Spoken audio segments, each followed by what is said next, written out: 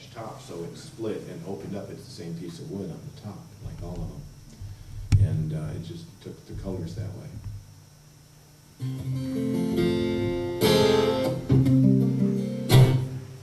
Well, what do you want to hear? A slow, slinky slide piece, or one with way too fast tune with way too many notes in it? Oh, slide, definitely. Slide, huh? See, that may not be the democratic way to decide. The first voice you hear from some kind of strong, large-looking person in the front row, that swayed my decision-making process. Anybody else want to hear it? This is an old Leo Kottke tune called "The Sailor's Grave on the Prairie."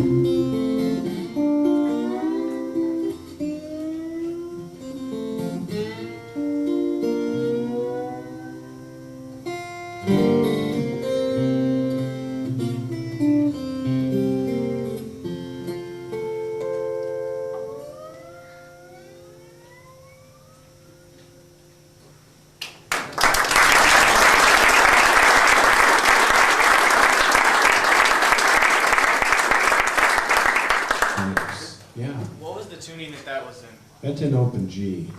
Now I put big heavy strings on this guitar, 58s on the bottom and 13s on top, so I actually tune it down a whole step. The way that Taylor 12 strings are made, you don't have to do that unless you put on basically that heavy strings like what I did. Any reasonable set of 12 string, normal gauge, you can leave it in standard tuning. You don't have to tune down. With the 6 string, it's not quite the balancing act. You can with 12 strings, traditionally they were either built like along the line of 6 strings and they blew apart, which is the ones that you were nodding your heads about that you bought a long time ago, or else they were overbuilt and overbraced and hard to play and heavy and didn't sound good. But it's you know, Taylor was the first one to really perfect the neck joint, which is the crux of that matter, you know, to make that neck joint, you know, one that can withstand the extra pressure so you don't have to overbuild. I remember when I first got my first Taylor, I had another brand of 12 string before that, and there was like a 3-pound difference, and I couldn't figure out how. Where's that 3 pounds? Where did it go? Why is it lighter? It scared me at first, you know, but here we are 25 years later, so it's okay. And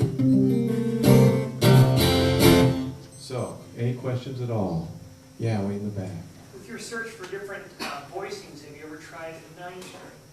No, because I'm after these octave strings. I want them. I use them separately. I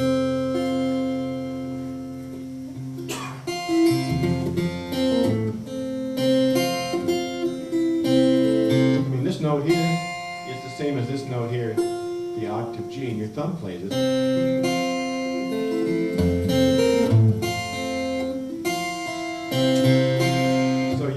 When I'm playing, sometimes I'm backing off and playing just the octave string. And I lose them on the 9 string.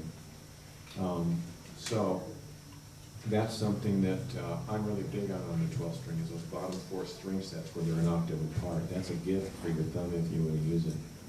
It's a big gift, and people don't appreciate that sometimes. Yeah? Have you ever tried switching the pairs around? Yeah, but it would defeat that purpose. My thumb wouldn't be able to hit the high notes then. It would, if you were a strummer, it probably doesn't matter much, you know, because you're going to catch them all either way.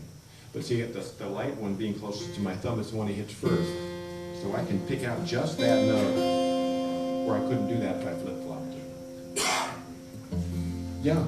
Is the neck joint just a bolt-on mortise and tenon, or what separates No, it? you know, the neck joint is like a Taylor in miniature. You know, I was talking to a couple of you guys earlier about Taylor, and it was some minor sort of sadness. Well, I have this guitar, you know, and now they do it differently, and what am I going to do? And in fact, that's true with my guitar too. I hooked up with Taylor over 20 years ago, and the reason I did is because they were the only one in the industry in those days, and they were little. This is 2 guitars a day when I started working with Taylor. You know, 7 employees. The whole factory was smaller than this half of the store. And, you know, they had to move out of the way. There was a bandsaw in the middle. You had to move out of the way when they were cutting dimensional lumber because people get whacked in the head. So they'd have to cut lumber after hours, you know, because they just didn't have any more room anywhere else but the bandsaw. But anyhow, they made almost 60,000 guitars last year. Nobody's ever seen that kind of growth in the acoustic world, but the reason is the same reason that attracted me to them, is because their attitude was, well, next year's guitars should be better than this year's guitars. Oh, there's no good argument that can be made for building them the old same way. Well, that's the way we've always done it. We've always glued them on with a dovetail joint. Well, why? Dovetail joint's going to fail under that 150 pounds of pressure, and when it fails, what are you going to do? You can't adjust it, you can't take it off and reset it without breaking it, literally breaking it apart. And that forces you to hammer in the frets and makes the neck irregular. You can't get a good action, and you can't adjust the action. You know, why do we spray lacquer on guitars? The lacquer pollutes, takes forever for the finish to dry, and it cracks after you've had the guitar for 5 or 10 years. Why not find a new finish? Well, now they have a finish that's in the catalyst is ultraviolet light. And it's dry 60 seconds after they spray it because it goes into the UV booth. And now they figured out a way that you'll read in the new wooden steel if you get them. They have an electrostatic charge in the body of the guitar so that the guitar attracts the finish. They don't waste any. And they get exactly the amount they want, which is less finish. Well, the least finish you can put on the guitar is the best. The extra finish is just weight, and it isn't good. I mean, the unfinished guitars sound best, but you can't have them made which is absorb oils and dirt in them, which are going to be a mess. So the thinnest finish that does the job and is beautiful and doesn't crack is the ideal. Why? And why didn't anybody else do it that way? Why not make a pickup that actually sounds like the guitar? Hey, what a concept after 50 years of putting pickups that don't sound like guitar. Well, it took Taylor to do it, and they had to invest millions and then build a whole lab for doing this because nobody was doing it. The pickup people weren't doing it either. You know, it was like VHS tapes, you know, we knew that wasn't the same as going to the movies, but they were kind of handy. That's the way guitar pickups used to be. Where now, this guitar pickup, the expression is like, you know, your best 5.1 home stereo. So, I mean, because they took pictures of the tops and figured out where they moved and figured out what they needed to do and invented it all. Plus, it is less intrusive. There's no big holes up here anymore. Yeah. Do you have a favorite brand of strings that you use? I go back and forth, you know. I really like the new Elixir Phosphor Bronze that just came out, and I put them on all the guitars at home and usually in the studio when I record because they cut down squeaking and they last longer. Because in the studio I'm changing every song and I get tired of it usually, but I don't have to with those. But I still find for live that I like an uncoated string. Friction is my friend in live. I mean, sometimes if I'm doing something weird, part of what's keeping my finger there is that little bit of friction from the windings. And also there's a zinginess to new strings that I really like. You know, for that couple of days when I play hard and I play a lot and I practice a lot, those strings will be on there for tonight and tomorrow, and that's it. They'll be gone because they were new this afternoon. So that's the negative, but those are GHS Phosphor Bronze that I use. I want to, I know there are some drawings. You all have the Taylor stickers, right? With the numbers on them. I want to play one more piece for you, but before I do, I want us to all thank our hosts. I want to thank Chad if we can.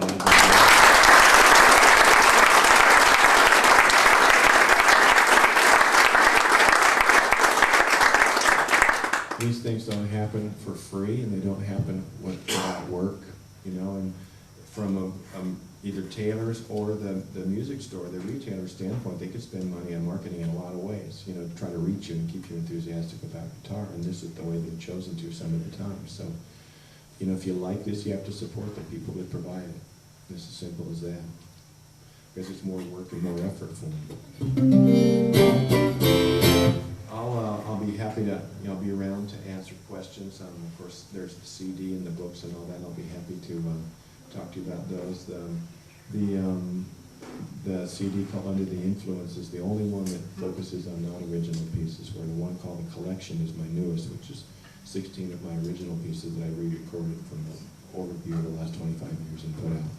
And those are the ones that people seem to gravitate towards. Normally, I thought I'd just explain that to save me having to do it 50 times over there. This is a piece here that I'll end up with on the 12-string. So we'll get, those of you that want to hear a fast 12-string piece, they'll get that anyway. This is called Late Again. I want to thank you for coming and thank Chad for having me. It's a pleasure to be able to get back in the area. It's been a while. And he's doing a real great job for Taylor too. So anyway, this is a little thing called Late Again.